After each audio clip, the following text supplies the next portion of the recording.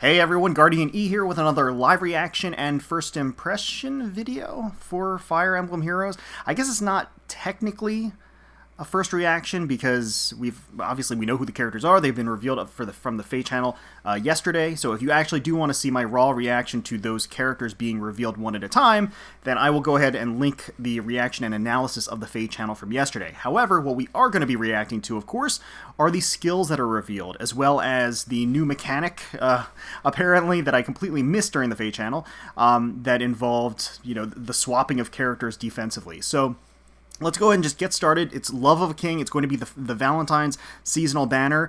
And right out of the gate, it looks like the intro animation to the trailer is different. It looks like it's gears because it's like Nidavellir themed, which is kind of cool. So let's get into it. That's pretty neat. This is the first time we're seeing this intro. So with flowers in hand, of course, Special Heroes to battle. And we're going to start things off with that hunky, majestic love. Yes, it is going to be Gustav. Okay, so he's going to be an armored axe user. Love the design of that axe, I've got to say. All right, so he's going to be... All right, let's just pause here and take a look. So Loyalist Axe, 16 Might Axe, Accelerate Special Trigger, cooldown count -1, so it has a killer/slaying effect. Always very nice.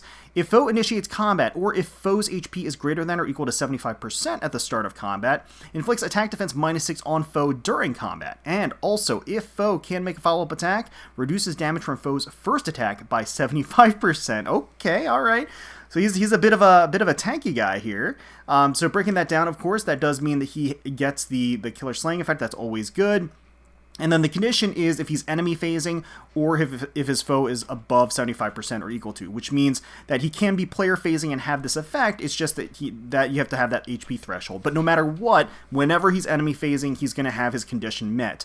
And then he's going to have a -6 to attack and defense in combat debuff on his opponent, which is nice. In combat debuffs, again, very difficult to negate or neutralize in any way, so at least in the game at present.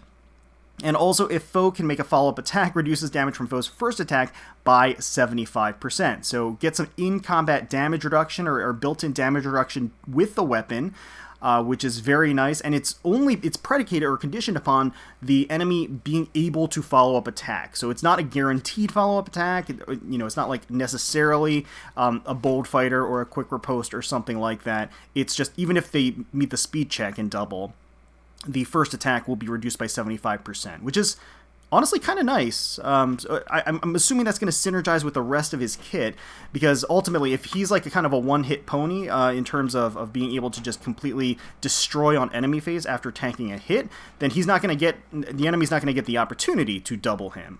So let's just see. All right, he's got Ignis for the special, which of course does probably mean that he's got some pretty beefy defenses. Close defense 4 for the A slot if foe initiates combat and uses a sword, lance, axe, dragonstone, so any melee weapon, a beast damage. Grants defense res +8 and neutralizes foes' bonuses from skills like Fortify, Rally, etc. during combat. So that certainly does seem to be a solid A slot skill for a defensive-based unit like Gustav so far. Neutralizing the hones and activated buffs in general is always pretty darn good, and then the whopping +8 to both defensive stats is very solid as well. Crafty Fighter 3 for the B slot. If unit's HP is greater than or equal to 25% and foe initiates combat, unit makes a guaranteed follow-up attack and inflicts special cooldown charge -1 on foe per attack. Only highest value applied, does not stack. So this is the more defensive B-slot armor skill to Vengeful Fighter. Vengeful Fighter would essentially guarantee the follow-up attack and then give Gustav a special charge, whereas Crafty Fighter is going to actually negate the enemy's ability to gain special charge. So it's going to neutralize the enemy's ability to basically proc up very powerful special, which could end up breaking through the defenses of Gustav. So it kind of like flows in and synergizes with the rest of his kit so far. So here's where it gets interesting. For his C slot, DR near save 3. If foe uses a sword, lance, axe, dragonstone, or beast damage and initiates combat against an ally within 2 spaces of a unit, triggers Savior on unit. If unit triggers Savior, grants defense res +4 during combat. Okay, and then Savior is unit takes ally space, enters combat in ally's place, and receives all after combat effects. Savior will not trigger if ally is on terrain that unit cannot move to, or if multiple units are able to use Savior during the same combat. if Savior triggers after combat movement effects do not occur. Alright, so let's break that down. First and foremost, the enemy has to be initiating on a member of your team with a melee weapon. Makes a lot of sense considering the nature of the rest of Gustav's skills, right? So they're going to be initiating on a member of your team within 2 spaces of Gustav. So that's actually a little surprising to me because I kind of assumed that you would have to be adjacent. So within 2 spaces is a lot more flexible of a range for sure. And it'll trigger this new effect, Savior. So all Savior is, simply nuts and bolts, is he swaps places with the ally that's being attacked, enemy phases for that ally, gets all of the after combat effects. So if if there was like chip damage afterwards or some debuff afterwards that was going to affect the ally that was taking the hit, he'll get those after combat effects instead. And then I guess just swap back. And then, of course, with DR near save 3, if he enters into Savior, or if he triggers Savior, he's going to get an additional in-combat boost to his defenses of +4 defense and +4 res. And there are further caveats here, of course. A Savior won't trigger if, for example, Gustav is within 2 spaces of a flying ally that is over a mountain. Obviously, Gustav can't go over the mountain because he is an armor unit, so the Savior won't trigger. And furthermore, if you had, say, 2 Gustavs within 2 spaces of an ally that is taking a physical attack, it just won't trigger at all. It's not like it's going to prioritize one over the other, it's just not going to activate, which is kind of interesting, actually. If Savior triggers after combat movement effects do not occur, so things like knockback, for example, those are not going to be affected on Gustav but when he does this swap, or after this swap. I really am curious what the inheritance limitations are of this skill. If it's going to be limited to armors, or if it's going to be limited to melee units, because there are a lot of units out there that really thrive on enemy phase that I could see this being a strong asset for. But not to take it away from Gustav, I think Gustav works beautifully with this skill too. If you take everything in tandem, he's going to get huge in-combat defensive buffs throughout the course of this, just with his default kit as a whole. If he's going to be enemy phasing, he's going to get -6 attack on the enemy, so that's basically +6 to his defenses, right? Then he's get for his weapon. And then he's going to get close defense 4, which is an additional +8 defense. And then he's getting an additional +4 defense if he is actually doing the Savior ability. So yeah, I mean, all in all, that stacks up, and that is going to make him quite the tanky monster. And in addition to all of those defensive boosts, if he's getting doubled, which I'm anticipating he's going to probably have pretty low speed, because he wants to have that effect active. If he's going to be doubled, that means that he is going to get damage reduction against the first attack against him by 75%, in addition to all of these defensive boosts. So he is going to be, again, an absolute powerhouse defensively, and he's going to be a valuable fortress for the rest of his allies, basically, by sitting behind them 2 spaces away and swapping in at a moment's notice where it's most useful. So yeah, I can definitely see Gustav being pretty darn strong. Let's keep going here. Take a look at him in action here, swinging that awesome axe. Yeah, I mean, what else is there to say? Gustav is the daddy here. I don't think anybody is disputing that. Look at those bulging muscles. Look at that pink aura swinging around him. The beautiful rose on the side, on his, I guess it's not a lapel, but on the side of his hood. Yeah, he looks great, and he looks deadly. I like the flowers and the axe, too. I just think the axe design is really cool. But yeah, Gustav looks awesome. Let's see him hit. Oh, man. Yeah. Okay. All right. Overflowing love. We are getting Henriette next. You know, we just got the daddy, and now we are getting the mommy. And she looks lovely, lovely as ever. She is going to be an armor red tome unit, and I suspect is going to have a very similar composition to her husband. So Unity Blooms Plus is going to be her weapon, and it's actually going to be inheritable. So it's an inheritable red tome. Might is 12. If unit is within 2 spaces of an ally, inflicts attack res -5 on foe during combat, and when unit deals damage to foe during combat, it restores 4 HP to unit. Okay.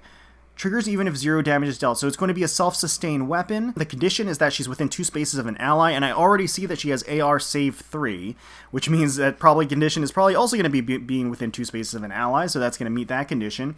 But it inflicts attack res -5 and in-combat debuff on the foe, so very similar to Gustav's weapon, just not quite as tacked on with all of the different effects, because that is a unique weapon to him, but this is inheritable. So Again, the condition is very easy to meet within 2 spaces of an ally. Attack res -5 on the foe is very strong. It's in combat debuff. And restores 4 HP to unit. That's not a ton of HP, but it's every time she deals damage. So with every attack, she's going to be healing back 4 HP. And honestly, that can be pretty potent as far as self-sustain is concerned. She can be very difficult to take down in that instance, especially if she's going to be high, have high defenses. Iceberg for the special, boost damage by 50% of units res, so she is going to be a bit of a res tank, I anticipate. Distant defense 4, okay, so obviously Gustav had close defense. She's going to have distant defense 4. If foe initiates combat and uses a ranged weapon, grants defense res +8 and neutralizes foes' bonuses to during combat. Those bonuses being the activated buffs, the cyan-colored buffs that you actually see on the numbers from hones and fortifies, rallies, and things like that. So for the B slot, she has Slick Fighter 3. If unit's HP is greater than or equal to 25% and foe initiates combat, neutralizes penalties on unit during combat, and unit makes a guaranteed follow-up attack. So honestly, neutralizing penalties on the unit during combat is a huge boon.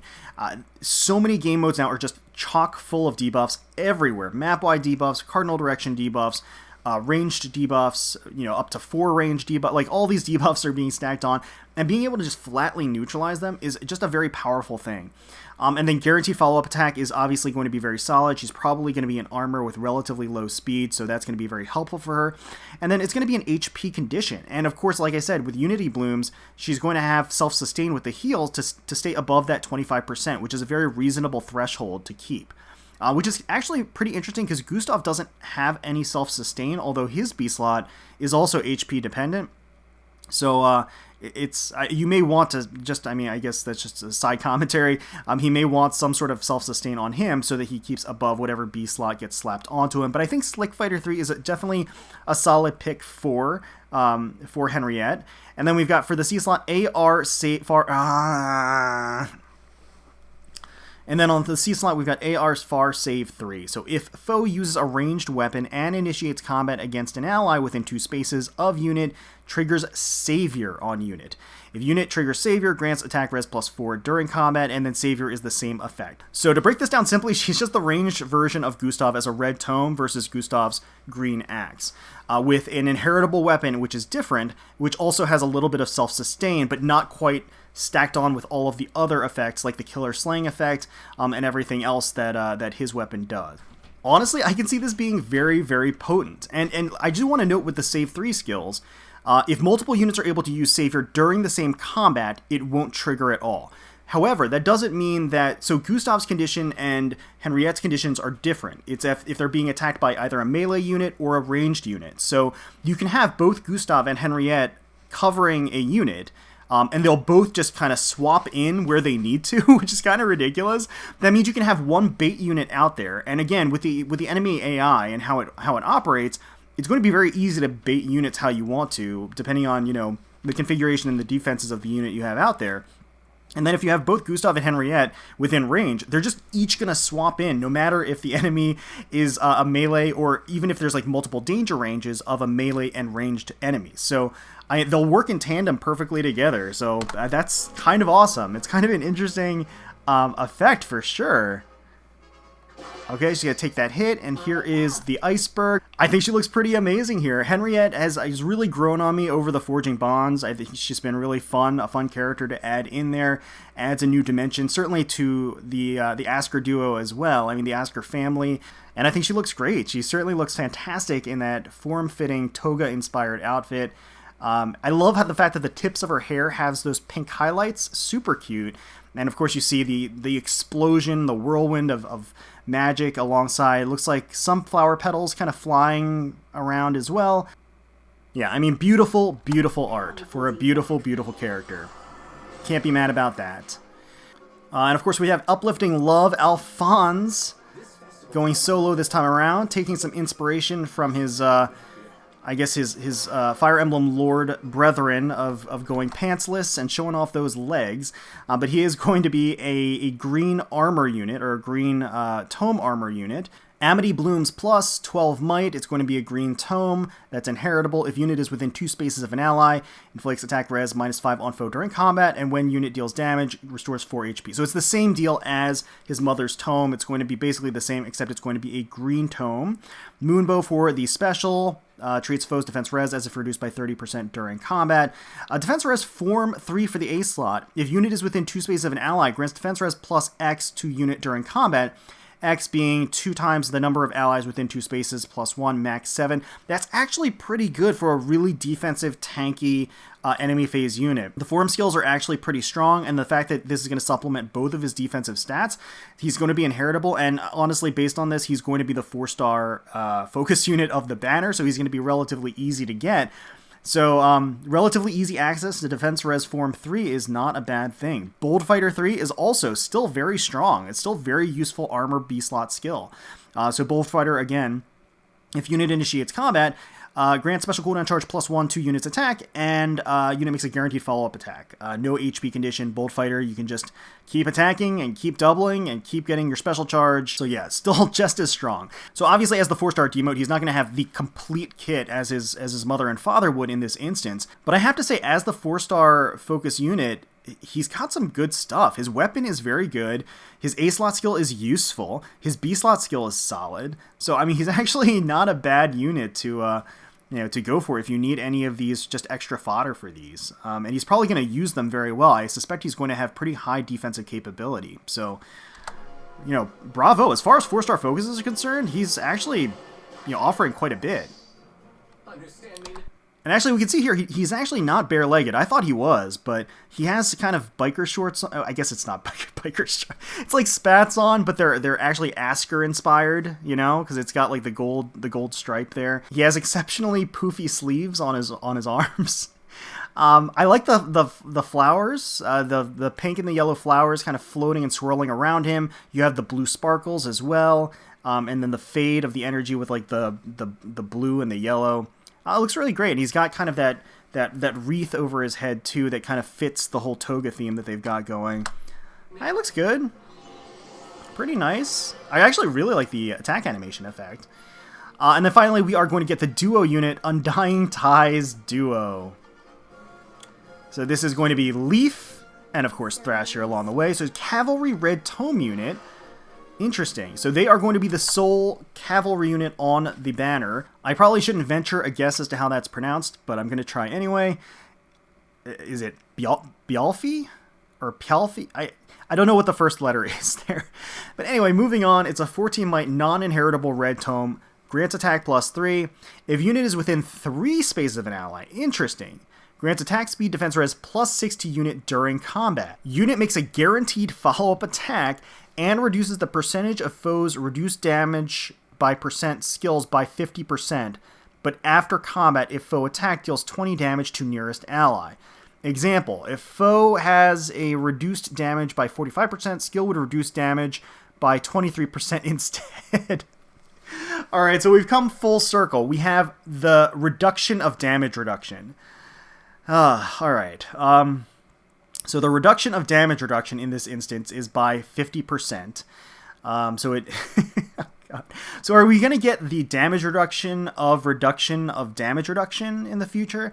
Anyway, so grants attack +3, that's solid, that's fine. If unit is within 3 spaces of an ally, so that's an awesome condition. That's so easy to meet, especially with how small the maps are in Fire Emblem Heroes. Grants +6 to all stats during combat and in-combat buff, which is difficult to neutralize. That's very good. Guaranteed follow-up attack is amazing. And then, again, you're not always going to have this third effect, but when you want it, it's going to be useful to have, reducing damage reduction on the enemy side. But even just the first 2 effects are very strong, especially for the ease of the condition. +6 to all stats and then a guaranteed follow-up attack is a very good thing, especially for a cavalry unit. Cavalry units don't necessarily have access to a lot of skills that will guarantee them the follow-up attack on player phase, so that's really nice. Now, while the condition is, of course, easy to meet, there are certain repercussions, as is the MO for Leaf. So, if he does attack, if the duo does attack, it deals 20 damage to the nearest ally after combat. So, I guess bear that in mind. You'll basically sacrifice the survivability of the units around that are giving him the support to meet the condition for all of these effects. Glimmer for the special, boost damage dealt by 50%, attack defense push 4. At start of combat, if unit's HP is greater than or equal to 25%, grants attack defense +7, but if unit attack deals 5 damage to unit after combat, so they take a little bit of chip damage.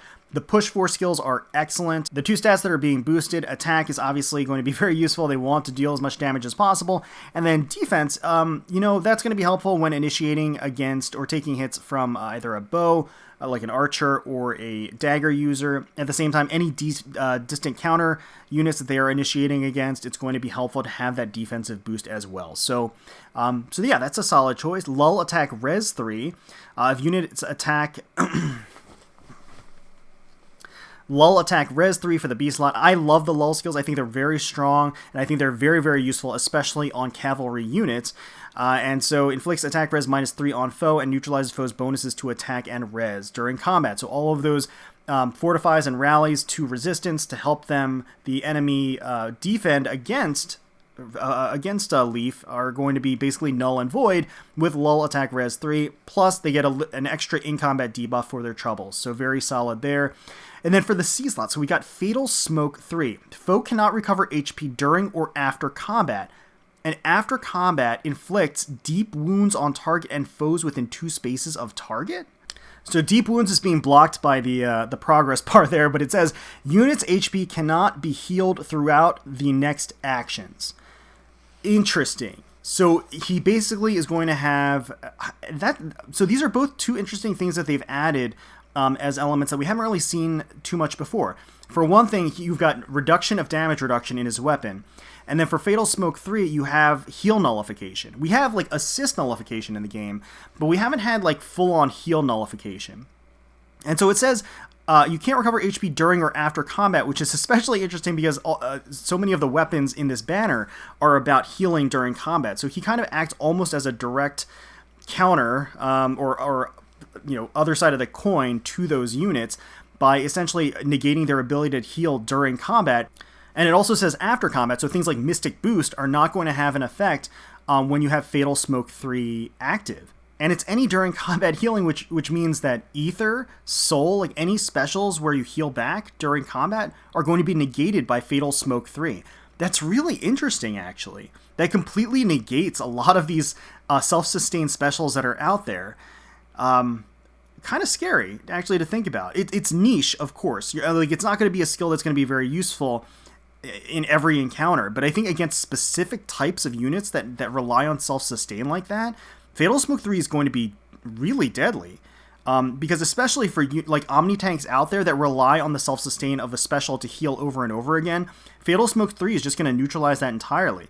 And then deep wounds on the target and foes within 2 spaces of the target. So you're just not going to be able to heal at all afterwards, which means that you're not going to be able to be healed by a healer like a cleric. You're not going to be able to be healed by the ether raid structure to heal you. So yeah, it's situational, but it's really unique and honestly very useful in certain situations. So yeah, that's fascinating. Okay, well let's see what their duo skill is like too. And there they are attacking. Looks like they've got these vases that they have levitating in front of them. I made this joke during the FEH channel. I mean, it kind of looks like they phoned it in as far as their outfits are concerned. Like they're basically just wearing what they normally wear, and then they just kind of threw on a robe over top of it, which to me is like funny because it's almost in character because like Leaf probably doesn't really care about the festival, so he's just kind of phoning it in and just like it's like all right, I'll dress for the occasion, and then he just like tosses on the robe because of it, and then they've got veils on as well. But the art's solid. The art's pretty good. I like the fade and the shading effect of their clothing that they're wearing with the purple and the orange. It's really nice. But yeah, they look good. They do. And let's see what this attack animation is like. Okay, so it's very similar to Peony's, actually. Alright, duo skill. Deals damage to foes within 3 spaces equal to 10 plus 50% of total damage dealt to HP of allies within 3 spaces. Max damage 40. Inflicts attack speed -7 on foes within 3 spaces of unit through their next actions. Duo skills can be used once per map by tapping the duo button. Duo skills cannot be used by units deployed using pair up. So this is a duo skill that does not replenish. It can be used once per map. So that is an important distinction. And it deals a flat 10 damage plus 50% of total damage dealt to ally. So, I mean, that's something that you can situationally control. I mean, quite frankly, you can take advantage of that in ether raids by triggering certain traps, taking a ton of damage on your allies, activating the duo skill and inflicting 40 damage on all of the enemy. So, I mean, there's definitely ways you can strategically use this. At a bare minimum, it does 10 damage to all allies within 3 spaces. So that in and of itself, has something of an effect that can make or break a strategy for sure. And then inflicts attack speed -7 on foes within 3 spaces of unit, which is obviously very strong. Of course, that's also interestingly negated by Henriette's B-slot skill, because she's not going to be affected by the debuffs with the B-slot skill, as long as she has the health. But of course, the duo skill is going to reduce the health. I'm kind of rambling now, but it's a very unique skill. It very thematically fits with Leaf and Thrasher, I've got to say, and their whole death motif and everything else. I think it really does work very, really well. So you get a lot of splash damage, potentially up to 40 splash damage, which is nothing to scoff at. And then honestly, the -7 to attack and speed is solid. And again, this is within 3 spaces, which is, again, they're kind of upping the threshold as far as the range of these kind of debuff skills, which I think, honestly, every space that they add is significantly improved. Like, 3 spaces is so much more flexible than 2 spaces that it's kind of ridiculous. So yeah, it's a solid duo skill. I mean, it's going to synergize well with their kit, so I'm all for it. It's very unique, which I very much appreciate. It activating more and more unique strategies for players to employ. Yeah, so it debuffs them 40 damage. For me. And then, attack in. This too is my duty. And there we go. Yeah, very effective indeed. Okay, alright, so Paralog Story, Love of a King. We have this to look forward to. And, of course, we can probably see Veronica here. So Veronica is going to be a Blue Tome Cavalier. And she is going to be accessible through the Tempest Trial Plus as a free unit. So I suspect that her weapon is going to be along the lines of Alphonse's and Henriette's, in that it's going to have the similar effect of a self-sustained heal as well as a debuff, as long as she's within 2 spaces of an ally. But who knows what the rest of her kit is. We'll have to wait for the update to see. So Special Heroes are here starting on the 4th of February all the way until the 4th of March. So we are going to have, as usual, a full month to summon for these Special Heroes. Just to confirm, Alphonse Uplifting Love is going to be available as the 4-star focus unit. So it's going to be pretty easy to get copies of Alphonse. Now, interestingly enough, it is not even color distribution on this banner. It is 2 greens and 2 reds. Now, I know a lot of people have some trepidation and hesitation about this. What I will say, and I've said this before, and I know a lot of people don't believe me for whatever reason, is that color sharing has a very negligible effect on your overall rate of pulling a specific 5-star unit. You can do the math, you can run the simulators, you can see it for yourself and test it for yourself. It just feels really bad when you end up getting the other character that you weren't looking for. But that doesn't mean that that other character was going to be your target character. So I'm just going to throw that out there. You don't have to believe me or the math or the logic behind it. But I'm just saying, before you get scared, that is technically, the logic. So honestly, this banner has a good deal to offer, I would say. I think that the duo of Leaf and Thrasher are a very unique pair. That offer a lot of interesting things as far as gameplay and strategy is concerned. Alphonse, as the 4-star focus, is stacked a lot more, I think, than most 4-star focus units that we've gotten recently. So he's definitely a solid unit to go for, and potentially even be a merge project. I think Gustav and Henriette, even together especially, which is very interesting to me, I think Gustav and Henriette work perfectly together because, of course, they each will be able to swap in and activate Savior on different types of turns or different types of enemies that are attacking into the target. So it's just really fascinating. I'm wondering, that, of course, opens up the door to all kinds of different skills that we'll get in the future where there's going to be a swap-in effect. Now, I will just mention that we are also getting summoning tickets for this banner, so bear that in mind. You're going to get a lot of free summons, a lot of poverty pulls, discounted pulls on this banner, so you could just try your luck there. I'm also going to stress that obviously the anniversary is approaching. We're going to get a Hero Fest, so if any of those units that are incoming from the FEH channel excite you, you may want to wait for those. And quite frankly, this banner is going to be up during that time too, so you could just summon on that banner and then summon on this banner if you have some luck on the Hero Fest.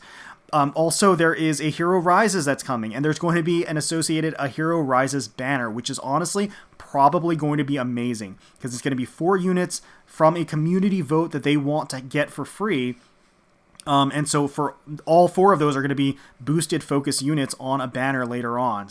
So there's a lot to be excited about upcoming banners that are approaching. And again, this banner is around for the entire month. So, you know, weigh that into your decision making. For me personally, I'm going to probably stick to the summon tickets that we get and summon on red in the hopes of getting Henriette, because she looks gorgeous, and hopefully we can get her.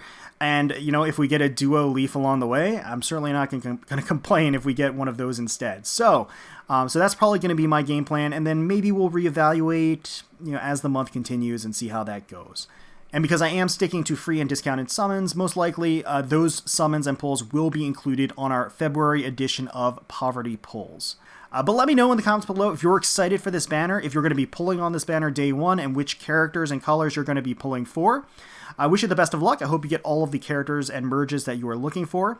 Hopefully you all enjoyed the video. If you did, please feel free to leave us a like, comment, and subscribe to the channel for more Fire Emblem Heroes content. We thank you all so much for watching and for taking time out of your day to spend with us. We really do appreciate it. Certainly hoping you're all staying safe, healthy, secure, and united out there, and wishing the very, very best for you, your family, and your friends. And until next time, let's protect those skies.